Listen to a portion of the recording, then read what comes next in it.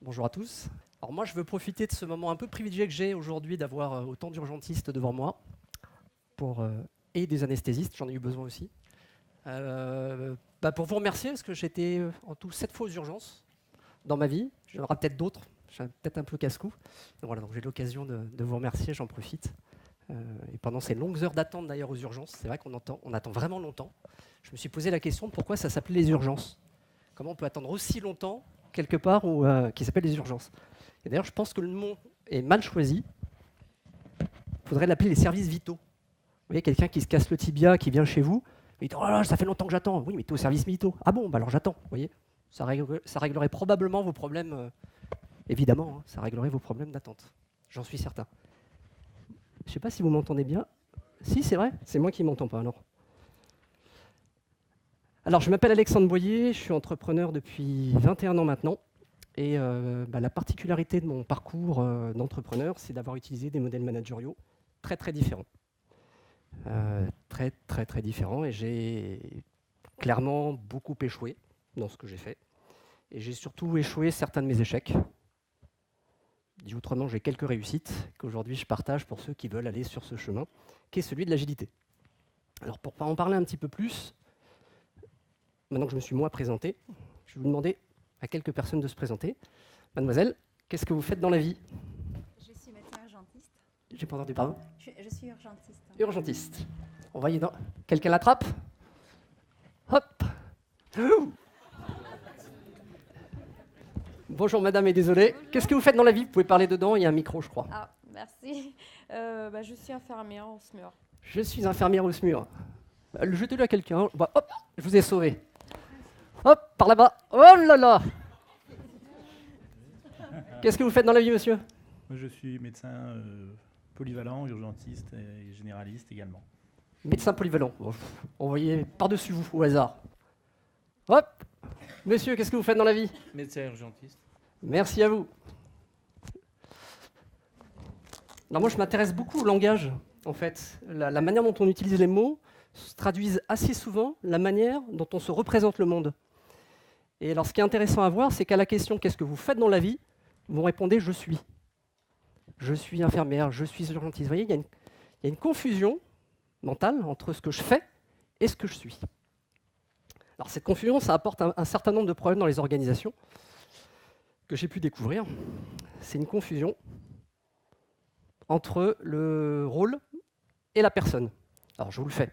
Imaginez, moi, Alexandre Boyer, j'ai un truc très personnel. On est entre nous, je vais pouvoir vous le dire. Moi, j'adore qu'on m'obéisse. J'aime bien fouetter, c'est mon truc. Voilà, vous le dites à personne, c'est mon truc.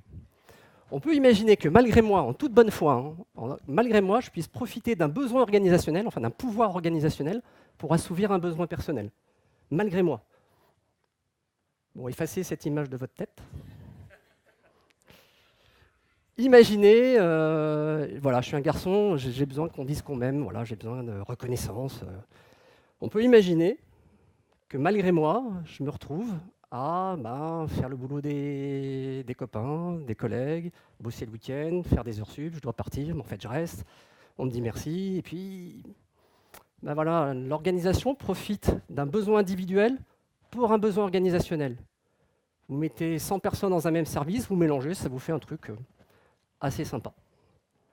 Et moi, ce que j'ai découvert, si cette télécommande veut marcher, merci. Ce que j'ai découvert, c'est que cette confusion entre le rôle et la personne, il fallait réussir à séparer les deux.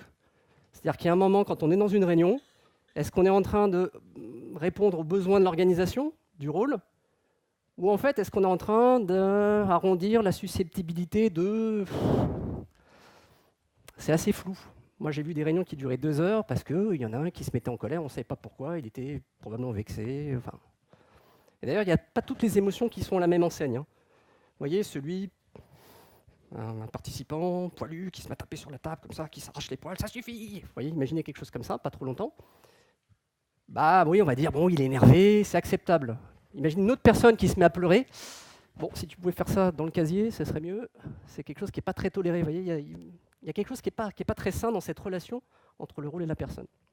Donc je vais y revenir un petit peu plus tard, comment séparer les deux. Il faut gérer les sujets humains, le collectif dont parlait tout à l'heure Olivier. Et puis il faut aussi adresser un besoin organisationnel, la mission, le pourquoi vous êtes ensemble.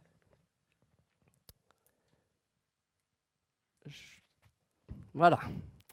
Alors un médecin, qu'est-ce que c'est? C'est avant tout un titre. Je vais revenir sur cette notion de rôle. Admettons qu'on arrive à séparer les besoins individuels des besoins organisationnels. Pour des médecins, ça ne veut pas dire grand-chose. Je suis médecin. Alors oui, qu'est-ce que je peux te demander? À quoi tu sers? Mais en fait, quand on regarde un médecin, il fait plein de choses. Vous voyez, c'est un peu... il fait diagnostiquer, il soigne, il décide sur une situation, il manage, il essaye de changer de slide, enfin, il fait des choses incroyables. Voilà. Et en fait, il fait plein de choses. Et il manage aussi, paraît-il. Alors, il faut voir qu'un MBA, c'est 2 ans, on part dans le tour du monde. Enfin, les formations de management, aujourd'hui, elles sont quand même assez lourdes. Qui a une formation de management ici? Bravo, monsieur, vous êtes le seul de la salle. On voit bien que c'est compliqué quand on voit le niveau de... Et ça a duré 2 ans? Pas mal déjà. Voilà. C'est aussi, je pourrais en parler des heures de ce sujet-là. Et à quoi ça sert? On pourrait aussi se poser la question dans le concret et surtout dans une situation incertaine d'urgence. On voit même que le mot médecin, ce n'est pas suffisamment précis, il faudrait quelque chose d'un plus fin, et j'y reviendrai tout à la fin. Attendez, regardez, hop. Non, ça ne marche pas non plus. Je veux bien avec le doigt, si c'est faisable. Alors, monsieur, tic. Alors, vu que notre sujet, c'est l'agilité, bah, qu'est-ce que c'est? Je vous propose une première définition. Ça sort du dictionnaire, on devrait être à peu près d'accord. C'est grande capacité à agir, grande capacité à se mouvoir. Alors moi, la question que j'ai envie de vous poser, c'est... s'il vous plaît. Oula, on allait un peu vite. La suivante, ça va être compliqué. Je vous laisse faire. Quand je lève le bras comme ça, on y va. Donc je vais lever le bras pendant toute la... En fait, grande capacité à se mouvoir, c'est un terme un peu particulier, mais pourquoi c'est si important d'avoir une grosse capacité à se mouvoir, une grosse capacité à agir? Parce que le monde a changé, tout à l'heure Olivier en parlait, on est passé d'un monde compliqué à un monde complexe. Vous voyez? Alors le monde compliqué, qu'est-ce que c'est? Bah, vous avez un problème compliqué. Vous le subdivisez en éléments simples, vous résolvez les éléments simples, ça résout le problème compliqué, tout va bien. Pour un problème complexe, vous le subdivisez en éléments simples, et là, vous ne pouvez pas. Vous ne pouvez pas parce qu'il y a de l'incertitude. Il y a des trucs qu'on ne sait pas. Voyez, prenez un être humain, vous le coupez en deux dans le sens longitudinal, vous vous retrouvez avec 2 problèmes complexes. Et plus vous découpez, plus ça complexifie. N'essayez pas, je sais que vous avez des outils pour, mais ne le faites pas. Ça se complexifie de plus en plus. Le problème simple, ça fait l'inverse. Plus vous le découpez, le problème compliqué, plus vous le découpez, plus ça devient simple. Et le souci de l'incertitude, c'est que ça provoque 2 comportements. Un qui est la peur. Rappelez-vous, dans votre enfance, qu'est-ce qu'il y a caché sous le lit? On ne sait pas, et donc on a peur. Et il y a aussi des opportunités. J'ai l'impression que pour la plupart des urgentistes, l'incertitude, qu'est-ce qui va se passer? C'est aussi une source de motivation, parce qu'on veut sauver la personne, on ne sait pas si elle va survivre, en tout cas on a envie qu'elle. Et on voit plutôt le côté opportunité. Mais dans la plupart des entreprises, c'est plutôt la peur. On contrôle, on fixe, on se protège, on s'assure, on fait un plan d'action, on vérifie, enfin, etc. Alors c'est intéressant, ce slide-là est intéressant pour voir les modes de pensée. Moi, ce qui m'intéresse, c'est plutôt les interactions. Je me suis aperçu que dans nos sociétés, en particulier en France et surtout dans les hôpitaux, on a un niveau d'érudition top, quoi. Les infirmières sont surformées, les médecins aussi, enfin, niveau d'érudition hyper top, et pourtant, il y a des problèmes. Donc si ça ne vient pas des gens, c'est que ça vient de la manière dont ils interagissent. Et donc moi, ce qui m'intéresse, c'est de voir comment les gens interagissent. Quand vous êtes dans un monde compliqué, vous percevez votre monde comme stable. Non, ah oui, j'ai levé. Celui-là, je peux le lever. Celui-là, non, mais... Vous percevez l'univers comme linéaire, stable, vous voyez. Il est prévisible, il est réversible. Je fais un pas en avant, je fais un pas en arrière, je reviens là où j'étais. Si c'est comme ça que vous voyez le monde, il y a un truc qui marche super bien, c'est vous faites une grosse analyse, et avec des gros cerveaux, il faut 3000 pages, prenez une grosse décision, avec un autre gros cerveau qui est à la tête de la société, et puis vous mettez un plan d'action qui respecte la décision, qui correspond à une analyse d'un environnement stable. Super logique. On va sur la Lune avec ça, ça marche super bien. Bon, le mode d'action est linéaire, hein. Je prends mon problème compliqué, je le mets en élément simple et puis je déroule. Et c'est intéressant parce que la relation entre l'action et la réflexion, c'est 2 temps séparés. Il y a des gens qui pensent, puis il y a des gens qui font, puis ce n'est pas les mêmes. Quand vous êtes en environnement incertain, dans un environnement où il y a de l'incertitude, c'est-à-dire un environnement complexe, bah là, il est incertain, changeant, interactif. Bon, dit autrement, on ne sait pas ce qui va se passer. Il y a 3 urgences qui arrivent en même temps, une femme qui accouche, enfin, j'imagine tout ce que vous pouvez vivre. D'ailleurs, j'imagine pas parce que j'ai interviewé des gens ici, que je vois d'ailleurs dans la pièce. C'est passionnant ce que vous vivez, enfin, du point de vue de la complexité. Hein. Sinon, je pense qu'il y a, du point de vue médical, je ne peux pas juger. Bah, la manière de décider, ça ne va pas être pareil. Vous voyez, si vous êtes dans un environnement changeant ou incertain, si vous essayez de faire une grosse analyse, le temps que l'analyse est terminée, bah, en fait, l'environnement a déjà changé. Enfin, en fait, c'est obsolète, vous prenez une décision obsolète, enfin, ça ne marche pas, en fait. Hein. Il y a 2 façons en fait, de fonctionner en environnement complexe. La première, c'est la technique d'Olivier. Vous prenez une boule de cristal, vous regardez dedans, ça vous dit ce qui va se passer, vous revenez à un problème compliqué. Et ça marche, on sait bien faire ça. Mais bon, comme tu l'as oublié, on ne va pas le prendre. Non, l'autre façon de faire, elle est assez simple, on le connaît depuis 200 000 ans. On teste, on regarde ce que ça fait, on observe, on fait une hypothèse, on la vérifie, on observe les résultats, et on fait comme ça, de manière itérative. Donc le mode d'action itératif, incrémental, adaptatif, on s'en fiche, ça veut dire essai-erreur, pour faire simple. Et là, ce qui est hyper intéressant, c'est que le temps entre la réflexion et l'action sont des temps entremêlés. Moi, j'ai beaucoup travaillé dans l'innovation et le développement logiciel. Vous avez des équipes mixtes, pluridisciplinaires. Vous avez des profils qui sont déjà pluridisciplinaires. La plupart des urgences, vous êtes déjà les urgentistes. Vous avez déjà plusieurs spécialités. Vous avez eu tellement de cas qu'il y a des trucs que vous savez plus, de ce que j'en ai compris. Hein. J'ai fait quelques interviews. Vous êtes déjà pluridisciplinaire en soi et vous êtes en plus dans une équipe pluridisciplinaire. Et donc, quand vous réfléchissez, vous savez que vous allez agir. Et quand vous agissez, vous savez ce à quoi il faut réfléchir. Alors, je ne vais pas le passer en détail, mais c'est pour montrer les modes. C'est important parce que ce qu'il faut voir, c'est le mode de pensée, le mode de posture.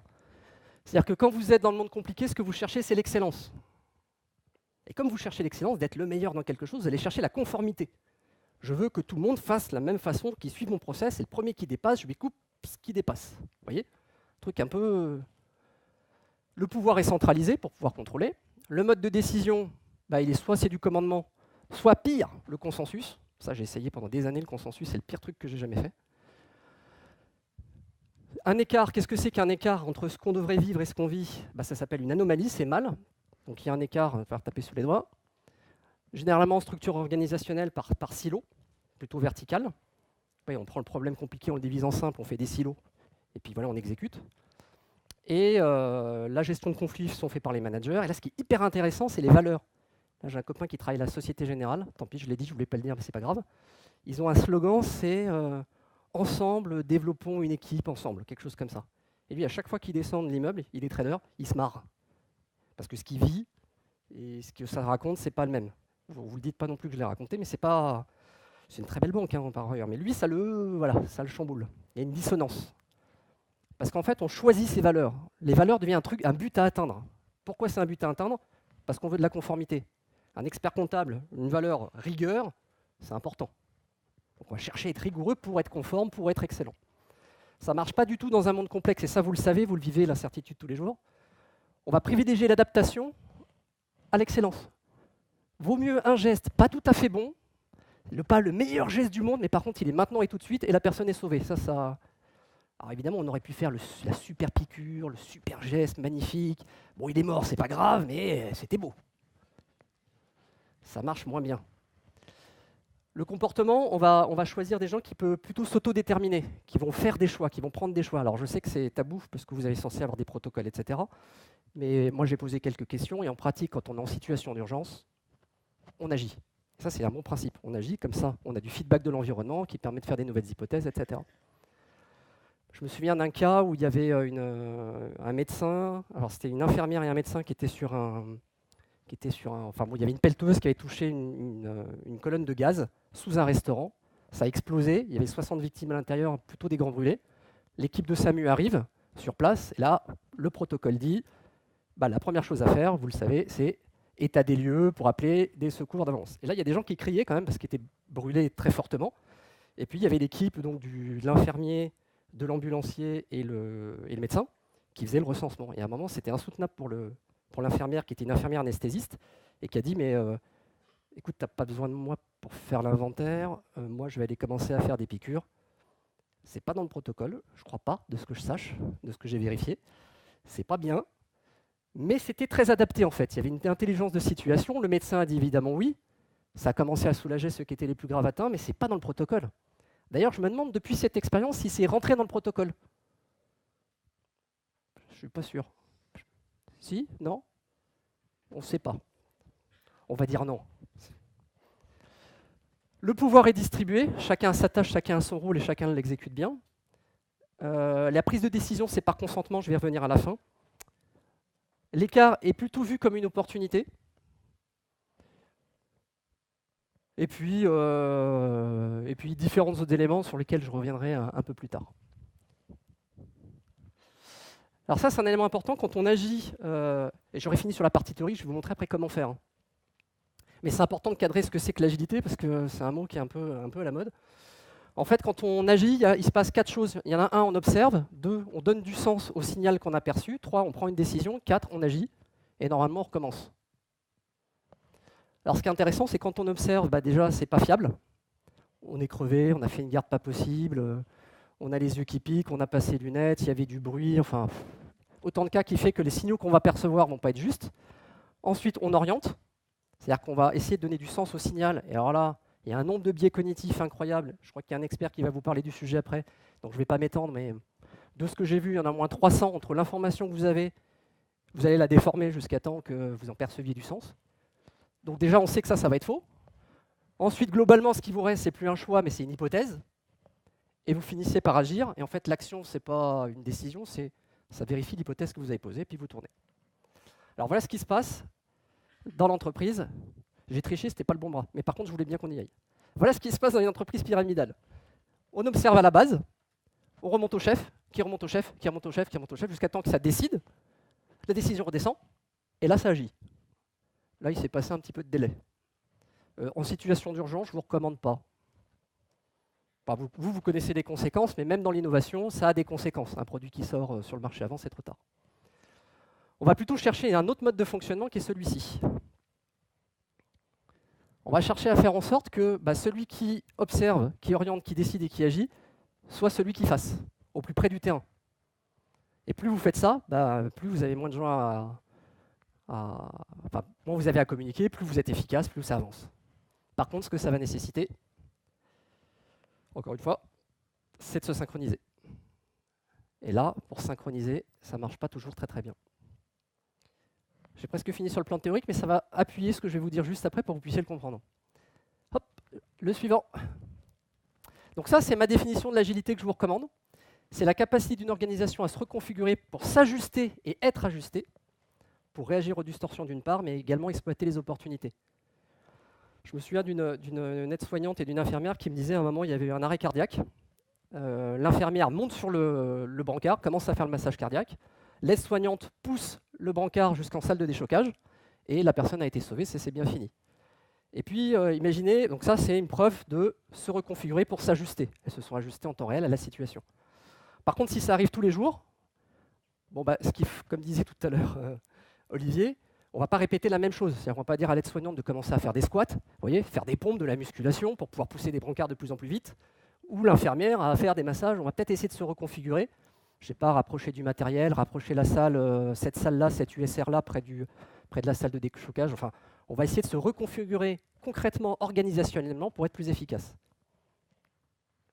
Donc l'agilité, c'est s'ajuster en temps réel. Je trébuche, hop, je me rétablis, mais également se reconfigurer. Et alors là, pour se reconfigurer, je veux bien qu'on change aussi. Pour se reconfigurer, on va essayer de faire 3 choses. La première, c'est celle-ci. Je veux bien passer au suivant. Vous avez celle qui est écrite sur le papier, c'est votre organisation. Vous avez une organisation qui est formelle. C'est l'organigramme, globalement. Et il y en a une deuxième. C'est laquelle? C'est la réelle. C'est celle que vous vivez, puis souvent, ce n'est pas la même. Et vous en avez une troisième. Ah, celle-là, vous la connaissez bien. Vous aimeriez la connaître. Ouais, c'est la nécessaire. Peut-être pas l'idéal. L'idéal, non. Juste nécessaire, juste qui résout nos problèmes. Et évidemment, à l'intersection entre le réel et le formel, vous avez une entreprise cohérente. Si ce que vous décrivez dans vos papiers, c'est ce que vous faites, c'est cohérent. Si ce que vous décrivez, c'est ce que vous vivez, elle est efficiente. Et si vous êtes capable de décrire ce qui est nécessaire, vous avez une organisation apprenante. Et ce qu'on aimerait, effectivement, c'est pouvoir être dans les trois. Quand il y a l'incertitude, voilà ce qui se passe. Alors, on met en place des process avec une pyramide qui vérifie bien les process. Généralement, ça marche bien. Et qu'est-ce qui se passe quand il y a de l'incertitude? Encore une fois, eh ben, il se passe ça. C'est-à-dire qu'un process, normalement, vous connaissez les entrées, vous connaissez les sorties, vous savez ce qu'il faut faire au milieu. Bah, si vous avez une incertitude, ça ne marche plus. Donc, résultat, vous avez une organisation qui est désorganisée. Alors, je vais vous montrer comment on peut se réorganiser en temps réel. On peut avancer. On va essayer de faire ça, encore une fois. On va essayer de faire rentrer les éléments d'incertitude, c'est-à-dire ce qu'on apprend sur le terrain, à l'intérieur de l'organisation. Si tu veux bien, merci. On va essayer de faire ça, faire converger les cercles, en fait. Et pour ça, il y a une technique qui est hyper basique, en fait, qu'on fait naturellement quand on est enfant. Je veux bien encore un slide, encore un. C'est les écarts, c'est-à-dire considérer tout ce qui est en dehors de la norme comme une vraie richesse, comme une vraie opportunité. Tiens, mais c'est pas comme avant, tiens, j'ai appris quelque chose. Tous ces trucs-là, on va les valoriser. Alors quand on est dans une structure agile, dans une entreprise agile, on fait ça toutes les semaines. Toutes les semaines, voire tous les jours, on recycle, on dit recycler les écarts dans notre jargon, on va transformer tous les écarts de terrain en actions concrètes. Donc ça veut dire que chez vous, ça veut dire changer des protocoles tous les jours s'il faut. Ça veut dire changer l'organigramme s'il faut. C'est réellement ce qu'on fait dans les entreprises agiles. Et ça marche à grosse échelle. J'accompagne des entreprises, ils sont 2000. Et les 2000 personnes, tous les jours, toutes les semaines, se reconfigurent pour intégrer tout ce qu'ils ont pu apprendre à tous les niveaux. Là, j'ai pu voir que dans certains cas, il y a un urgentiste qui apprend un truc, lui, il l'a appris, il a l'expérience, à quel point les autres collègues ont l'expérience. Je sais qu'il y a des partages, il y a des staffs, alors il y a du RMM, j'ai appris que ça existait, 2 fois l'an. Moi, j'ai l'impression que ça se vit plus comme une sanction qu'autre chose. Quand il n'y en a pas, c'est mieux. Bon, il faut qu'il y en ait quand même pour justifier. Enfin, j'ai compris que c'était un peu compliqué. Non, là, tous les jours, il faut qu'on soit capable d'apprendre. L'incertitude, on ne peut pas savoir, par définition. Mais maintenant qu'on sait, ce serait bien qu'on puisse capitaliser et en faire quelque chose. Alors, c'est quoi les outils qu'on a à notre disposition? On a ce truc-là. Franchement, ça ne sert pas à grand-chose. D'ailleurs, aujourd'hui, vous, quand vous êtes en situation d'urgence, vous n'en servez pas du tout. A priori, vous êtes dans l'action, vous faites ce qu'il y a à faire. Évidemment, il y a des commandements, il y a des validations à avoir de la part des champs les plus compétents, mais globalement, ce n'est pas très utile pour agir. En fait, la réalité, comme je disais tout à l'heure, il y a une confusion entre le rôle et la fonction. La vraie vérité de vos organisations, c'est celle-ci. Et je tiens à préciser que ça n'a rien à voir avec Mundi Pharma, et que si jamais c'était le cas, c'était fortuit. En fait, la vraie organisation, c'est celle-là. C'est celle, parce que j'ai mes enfants avec telle personne, que je vais avoir des facilités, j'ai une relation privilégiée qui fait que je vais plus vite, je fais des efforts, etc. L'organigramme, il ne sert pas à grand-chose en pratique. Alors, je vous donne donc là, c'est pour poser les principaux concepts, pour vous montrer ce schéma, qui est un des schémas les plus importants quand on est dans le monde de l'agilité, c'est-à-dire une entreprise qui se reconfigure en permanence. La première, c'est que c'est la réalité, c'est la réalité. On n'essaie pas de se justifier, de la déformer, on évite toutes les dissonances qu'on veut bien y mettre. On accepte la réalité comme elle est.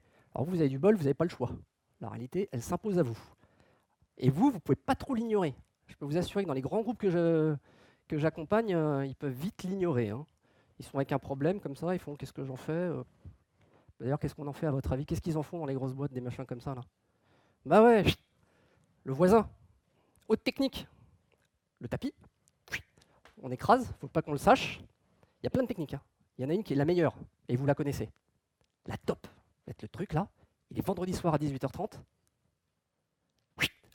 Au chef. Eh bien oui, vous balancez ça au chef, de toute façon c'est lui qui décide. C'est peut-être moins vrai dans vos environnements, je peux vous dire que dans le privé, et même dans le public, j'accompagne aussi des administrations, c'est le...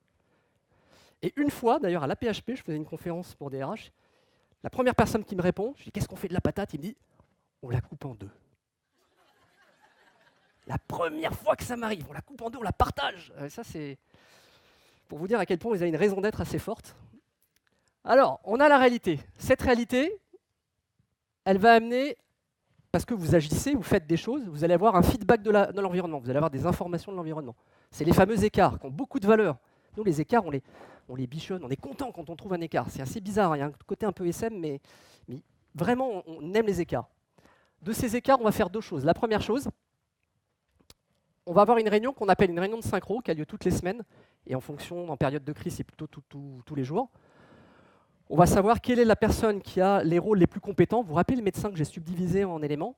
En fait, on n'est pas bon partout, hein. Il y a des médecins qui sont des excellents experts, mais c'est des managers, allez, on va le dire entre nous, à 2 francs. Et ils ne sont pas bons là-dedans. Et d'ailleurs, s'ils pouvaient le déléguer à quelqu'un, ils seraient contents, mais en fait, c'est eux qui ont la responsabilité.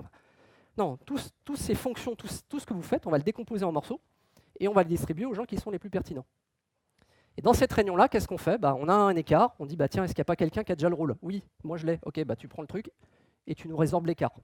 Et donc on se distribue comme ça les patates qu'on sait gérer à travers nos rôles.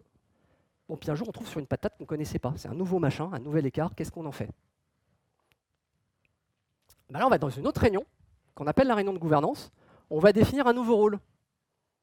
Par exemple, tiens, on ne sait pas comment faire dans telle situation-là, on a besoin que ce problème-là soit géré. Comment on peut le gérer? On ne sait pas, on va créer un rôle, qu'on va appeler pousseur de brancard, j'en sais rien. On va créer un brancardier, d'ailleurs ça s'appelle, je pense que c'est un nom. Donc c'est pas le meilleur exemple. On va créer un rôle qui va avoir la responsabilité de résorber cet écart. Il ne sait pas encore comment, mais on sait que l'organisation en a besoin. Alors ça, ce qui est assez étrange, c'est que ça ne se fait pas par le chef. Pourquoi? Parce que sinon, il faudrait qu'on lui explique ce qu'on a observé, que lui-même réexplique ce qu'il a observé, qu'il lui donne du sens, sachant que lui, il n'était pas sur le terrain.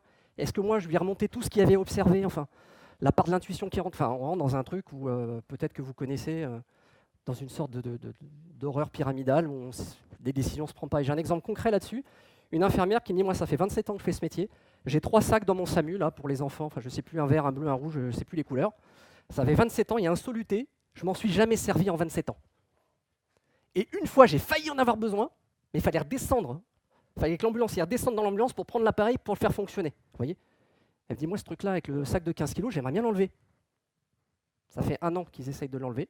Ça part dans des trucs, des comités de décision. Alors, elle a fait bien le boulot, elle a pris le sac, elle a fait regarder, c'est comme ça que je le repackagerai. Putain, c'est vrai que c'est plus lourd, c'est plus pratique et tout. On va y réfléchir. Hein. Au bout d'1 an, là, je l'ai vu il n'y a pas longtemps, elle m'a dit, ils m'ont redemandé de renvoyer le dossier parce qu'en fait, ils n'avaient pas décidé encore. Pour nous, comme dans le monde de la justice, c'est très bizarre ce truc. Hein. Le truc, il est prêt, le sac, il est là, ça résout plein de problèmes, faisons-le et point. Mais essayons même 1 mois. Essayons 1 mois et on verra si ça marche. Super, ça ne marche pas, on l'améliorera.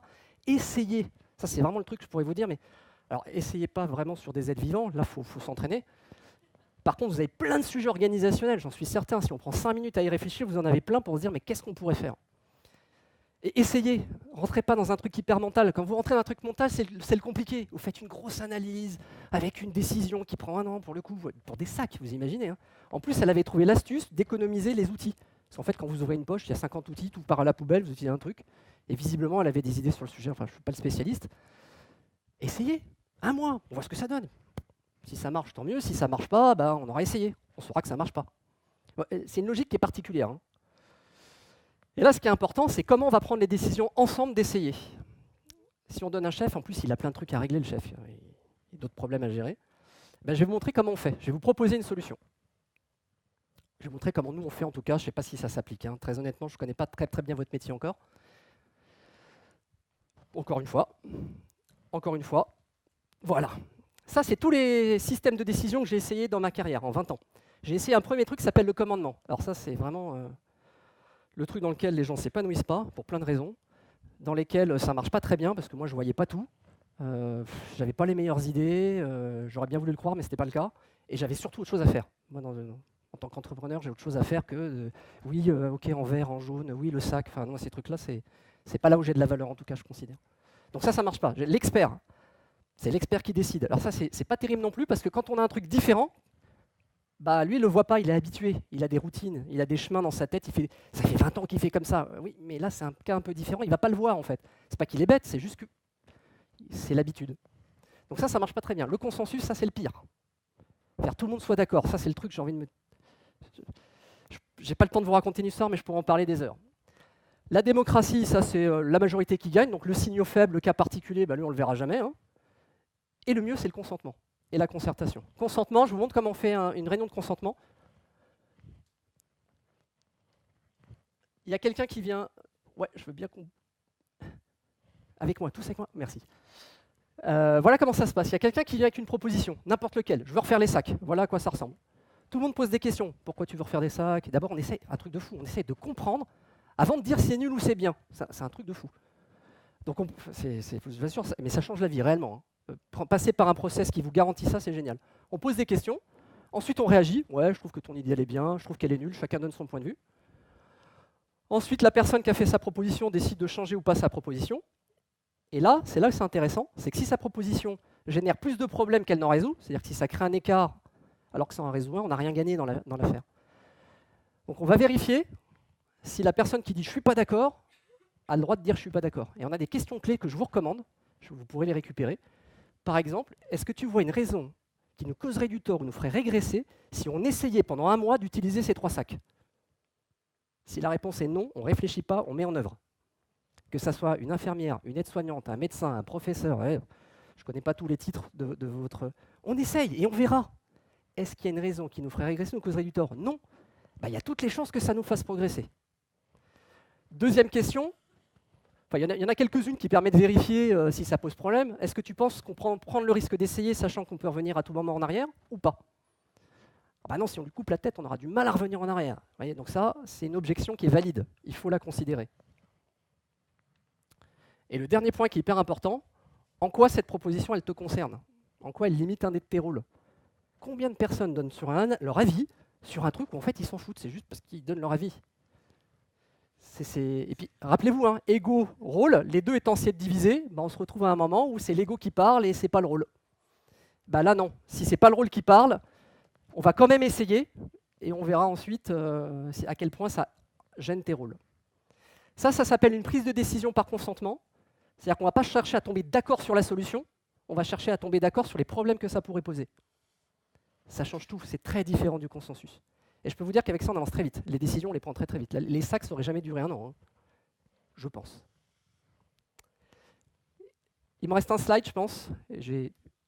C'est celui-ci. Je voulais attirer votre attention sur quelque chose qu'a dit Olivier qui est hyper important, qui est la raison d'être. C'est-à-dire qu'en agilité, tout le monde va prendre des décisions en même temps. Par contre, si ce n'est pas dans la même direction, ça va se désosser. Donc il faut que vous ayez une raison d'être qui est assez forte.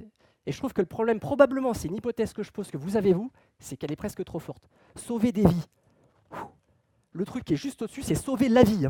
C'est le truc qui il n'y a pas plus haut. Et sauver la vie, c'est Iron Man, Superman, vous voyez. Eux, ils sauvent la vie, c'est l'humanité qui sauve. Vous, c'est un peu plus modeste. Vous sauvez des vies. Et moi, je me questionne à quel point ça vous amène à vous oublier.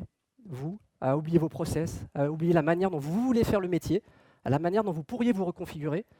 Parce qu'en face de sauver des vies, il n'y a pas grand-chose qui tient finalement. Réfléchissez à votre raison d'être et essayez le processus de consentement. Ça ne peut pas vous faire régresser ou vous causer du tort, je ne pense pas. Merci.